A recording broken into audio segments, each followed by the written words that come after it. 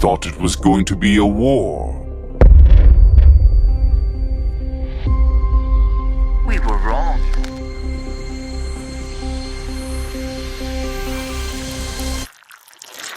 They don't just kill, they change us.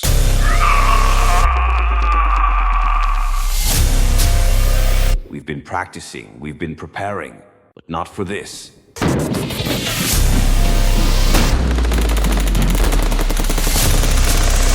He's no longer with us. They're already inside of us. We can't win, but we can stop them from taking us away. It's not over yet.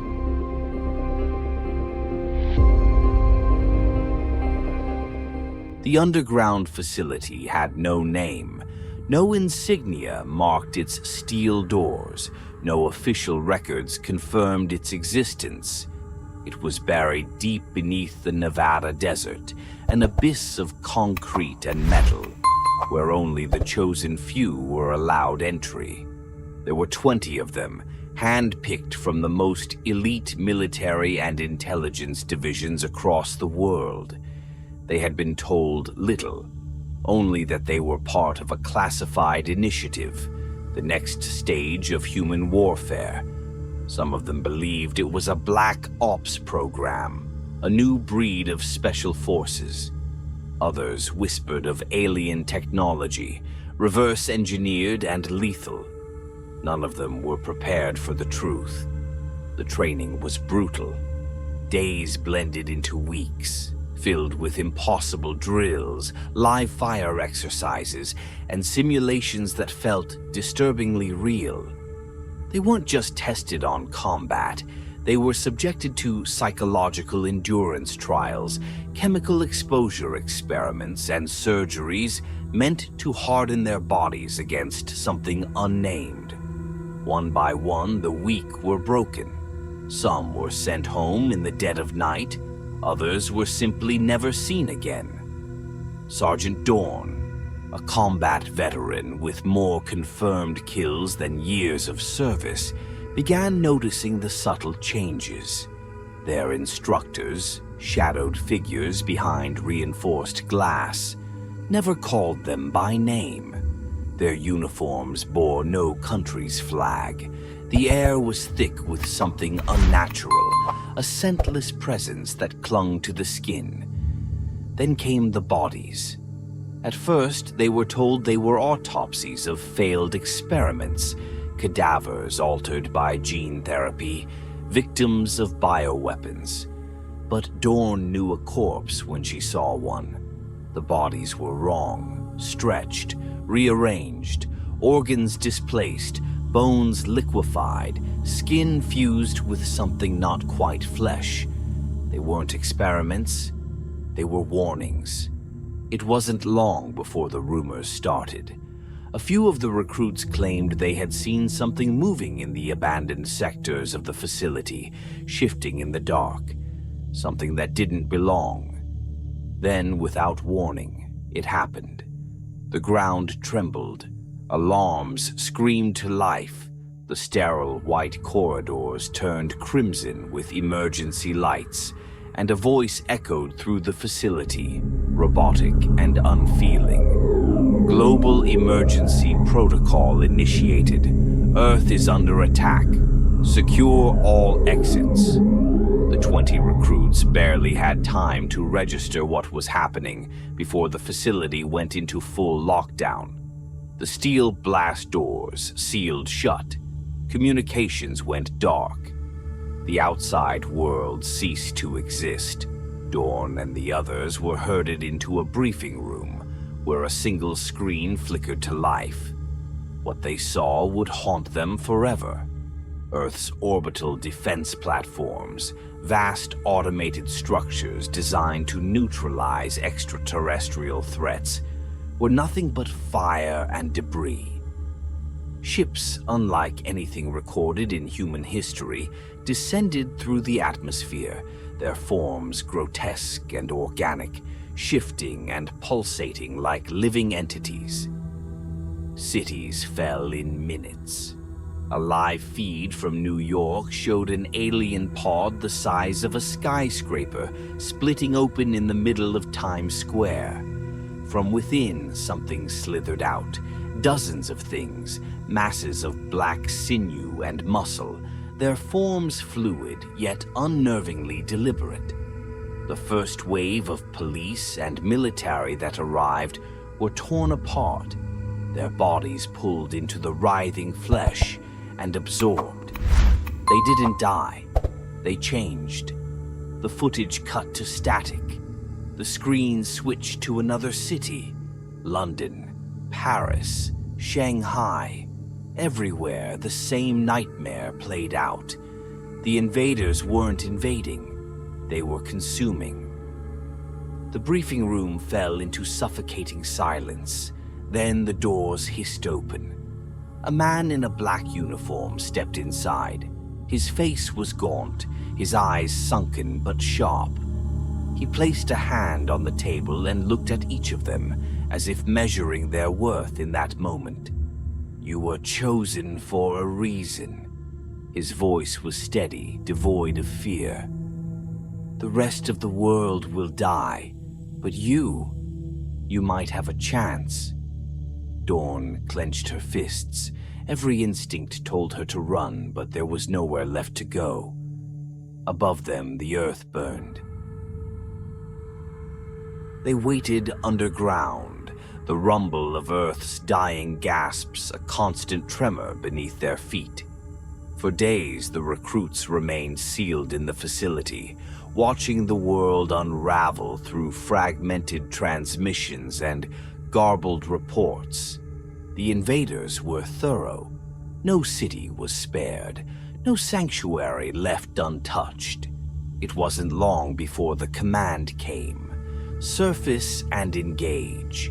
Their first mission was to secure a nearby research outpost, one that had gone silent just before the invasion. The convoy ride was a lesson in devastation. Once thriving towns had been reduced to skeletal remains, their ruins crawling with dark, slithering shapes. Vegetation twisted into grotesque parodies of life, tendrils and thorns slick with a mucus sheen. When they reached the outpost, the stench hit them first, a pungent mix of decay and something chemical, burning at the back of the throat. The main gate hung ajar, bent outward as if something massive had forced its way through. Inside, the lights flickered, casting spasmodic shadows down the hallways. The walls were spattered with blood, some of it fresh, some blackened and congealed. There were no bodies, only the signs of their violent passage. Dawn led the way, her rifle at the ready, senses sharp despite the exhaustion that clawed at her. They moved in silence, the only sounds their breaths, ragged and quick, and the distant wet slithering that seemed to come from everywhere and nowhere at once. The first attack came suddenly. A scream echoed down the corridor as one of their own was yanked into a ventilation shaft, his body folding unnaturally to fit the narrow space. The others fired, bullets sparking off metal and tearing through the darkness, but there was nothing to shoot at, only the echoes of the man's final gurgling cries. Then the creature showed itself. It emerged from the shadows, a mass of shifting tendrils and pulsing flesh, its surface glistening with a viscous fluid that steamed in the cold air. Faces stretched across its surface, human faces, their mouths open in silent screams, eyes bulging, skin pulled taut. One recruit, a young woman barely out of training, froze, her weapon slipping from numb fingers. The creature surged toward her, engulfing her in an instant, her body swallowed whole, the bulge of her form moving through its translucent mass before disappearing altogether. Dawn's shout snapped the others into action, and they opened fire, the air filling with the deafening roar of gunfire.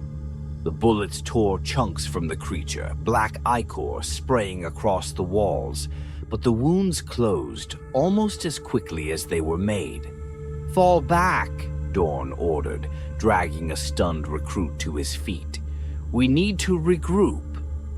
They retreated, the creature pursuing them, its bulk squeezing through the tight corridors, leaving trails of mucus and half-digested matter in its wake.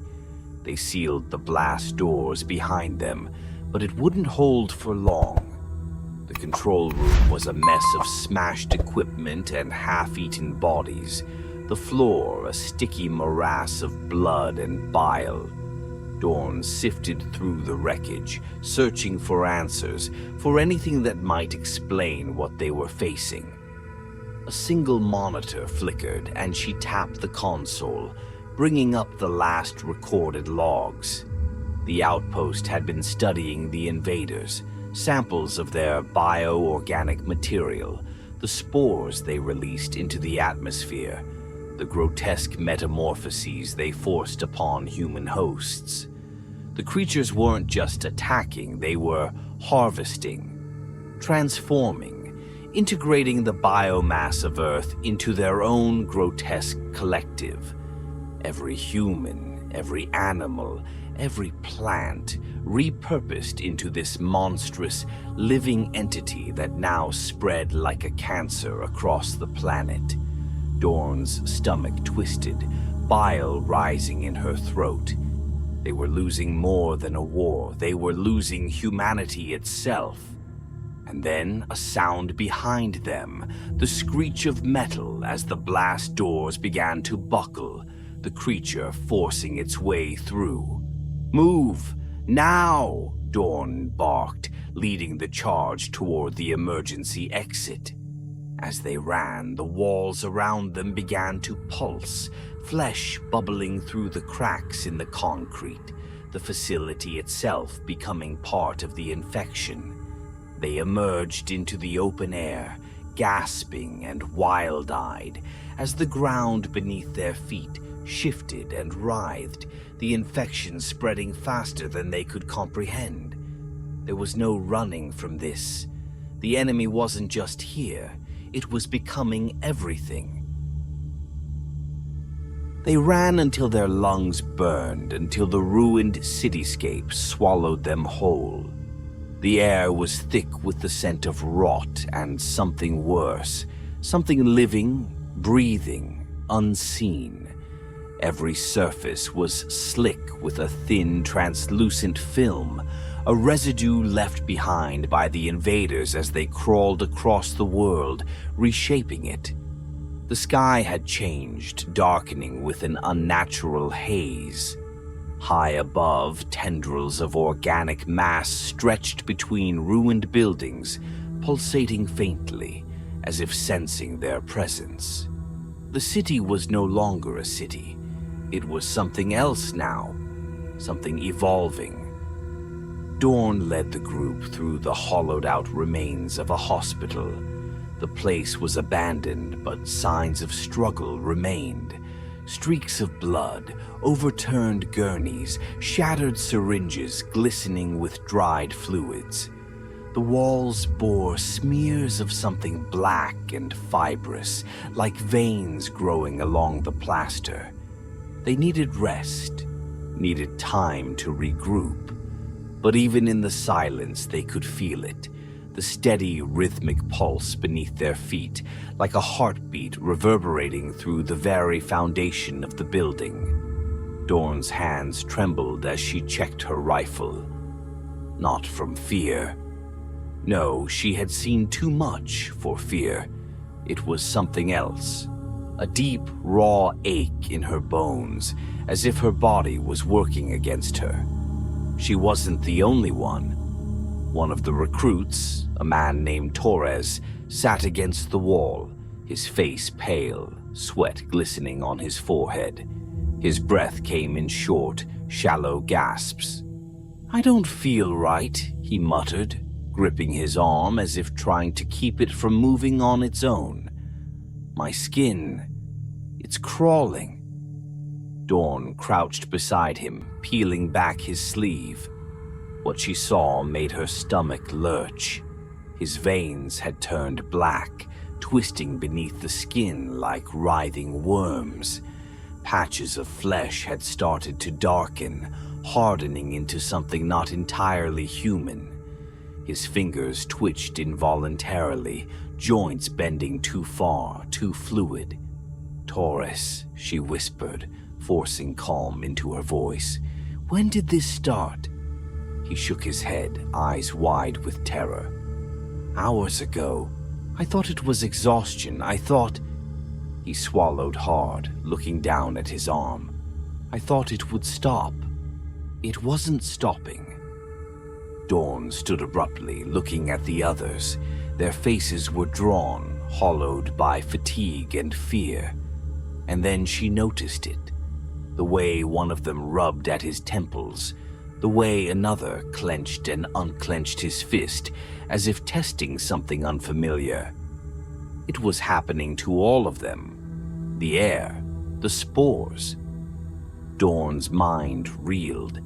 The creatures weren't just attacking with brute force. They were seeding the very atmosphere, infiltrating human bodies with microscopic invaders, changing them from the inside out. A wet, choked sob broke the silence. Torres was staring at his hand. His fingers had begun to elongate, the skin splitting open as something dark coiled beneath. His breathing quickened, ragged and uneven. Then, before anyone could react, he convulsed. His body jerked violently against the floor, limbs twitching as if something inside him was trying to break free. His eyes rolled back, mouth stretching too wide in a silent scream. Bones cracked, his spine contorting at impossible angles. Someone shouted his name. Someone reached for him. And then his body ruptured. A slick, rope-like appendage burst from his chest, glistening black and pulsating. The thing that had once been Torres lurched upright, his head tilting at an unnatural angle. His mouth hung open, but the eyes were still his, still aware, still screaming. Gunfire erupted. Bullets tore through his flesh, but he didn't fall. He moved too fast, too erratic, his body no longer obeying the rules of human anatomy. The infection had hollowed him out, reshaped him into something new. Dawn emptied her magazine into him and, finally, he collapsed. His body twitched for a moment longer, then went still. Silence fell over the group. No one spoke. No one moved. Then, slowly, one of the others pulled back his sleeve. Black veins. Dawn clenched her jaw. They were all infected. One by one, they checked themselves. Some showed no signs yet, but others bore the first traces. A trembling hand, a twitching muscle, a shadow beneath the skin. They weren't just fighting the enemy anymore, they were becoming it. The city was unrecognizable. What had once been streets were now veins of pulsating, blackened flesh, spreading across the ruins like the creeping infection inside their own bodies. The skyscrapers had become grotesque towers of fused organic and inorganic material, growing, shifting, breathing. What remained of Earth was no longer Earth. It was becoming something else, something alien. Dawn's breath came in ragged bursts as she led the last of the survivors toward the underground military command center, their last hope. There were only 5 of them left now, 5 out of 20. The rest had either been consumed or changed, and some had been put down before they could. The memories threatened to drown her, but she forced them away. There was no time, no room for grief. only the mission. They reached the bunker's entrance, its steel doors partially swallowed by the organic growth creeping from the ground. The infection had reached even here. Dawn didn't hesitate. She raised her rifle and fired, the bullets tearing through the thick, pulsing tendrils blocking the path. The others joined in, cutting through the living mass until, finally, they broke through. Inside, the command center was eerily silent. No bodies, no signs of struggle, just empty chairs, flickering monitors, and a cold, sterile atmosphere untouched by the chaos outside. It was as if the place had been abandoned before the invasion even began. And then, they found it. The terminal at the center of the room, still active, displaying classified reports, encrypted logs, and one message left open on the screen. Dawn read it aloud, her voice hoarse. Project Dominion Final Report. Primary objective failed. Planetary defense compromised. Earth deemed non-recoverable. Initiating Protocol Omega. The words made her stomach twist. She scrolled down, and the full horror of the truth came into view. Earth was never meant to be saved. The military had known. The scientists had known. The infection, the invaders, had already spread long before the first attack. The spores had been drifting in Earth's atmosphere for years, undetected, integrating into human biology at a microscopic level. By the time the first pods fell, it was already too late. The invasion wasn't a war. It was the final stage of a transformation that had begun long ago. They had never stood a chance. A sharp gasp snapped Dawn out of her trance. She turned to see one of the soldiers, Calloway, gripping his arm. The black veins beneath his skin pulsed violently now, crawling up his neck. His pupils had dilated into bottomless voids. His breath hitched. I can feel it," he whispered, his voice trembling. "Inside me, changing me." Dawn raised her gun. "We still have a choice." Calloway looked at her, his eyes pleading. Not for mercy, for an end. A single gunshot echoed through the command center. Silence. No one spoke. No one moved. And then the ground shook. The infection outside had found them. The walls began to pulse, the fleshy tendrils creeping through the cracks, the air growing thick with the stench of decay. The command center, their last sanctuary, was no longer safe. Dawn turned back to the console, her fingers flying across the keys. Protocol Omega. She had seen those words before. She knew what they meant. A planetary purge. The last failsafe. A nuclear detonation so massive it would burn the infection from the Earth, taking everything with it. A slow breath. A moment of hesitation. Then she pressed the final command. The countdown began. Outside, the sky darkened further, the storm of writhing flesh and shifting forms closing in. The remaining soldiers exchanged glances. There was no fear left, only acceptance. Dawn took one last look at the world before her. Then the light came. A brilliant, searing white that consumed everything. The walls, the ground, the sky, the infection, them, everything. For a moment, the universe was silent, and then, somewhere in the cold void of space, something else began to stir. The horror was never over. It had only just begun.